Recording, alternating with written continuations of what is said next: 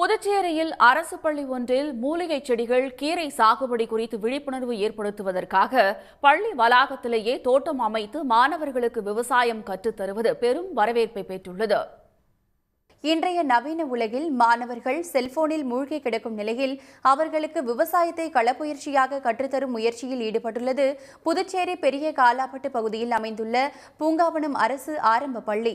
இங்கு சொட்டு நீர் பாசன முறையில் அமைக்கப்பட்டுள்ள தோட்டத்தில் மூலிகைகளும் கீரைகளும் வளர்க்கப்பட்டு அதை மாணவர்களும் ஆசிரியர்களும் பராமரித்து வருகின்றனர். மேலும் வகுப்பிலும் மூலிகைகளின் மருத்துவ பயன் குறித்து ஆசிரியர்கள் கற்றுத் தருகின்றனர்.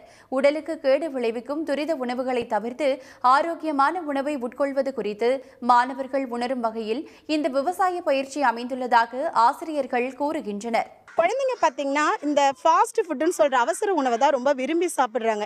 யாருமே காய்கறிகளை விரும்பி சாப்பிட்றதே கிடையாது.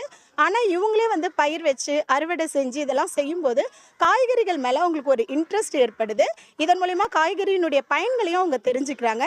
இயற்கை மருத்துவத்தின் முக்கியத்துவத்தை உணர்த்தும் வகையில் பள்ளி தோட்டத்தில் 75க்கும் மேற்பட்ட மூலிகை செடிகளையும் 100க்கும் மேற்பட்ட காய்கறிகள் மற்றும் கீரை வகைகளையும் பயிரிட்டு பராமரித்து வருகிறார்கள். மேலும் பெரிய காலாப்பட்டு வட்டத்தில் உள்ள சுமார் 20 அரசு பள்ளிகளிலும் இந்த பயிற்சி அளிக்கப்பட்டு வருகிறது. உடனுக்குடன் செய்திகளை தெரிந்து கொள்ள சன் நியூஸ் பெல் ஐகானை கிளிக் பண்ணுங்க.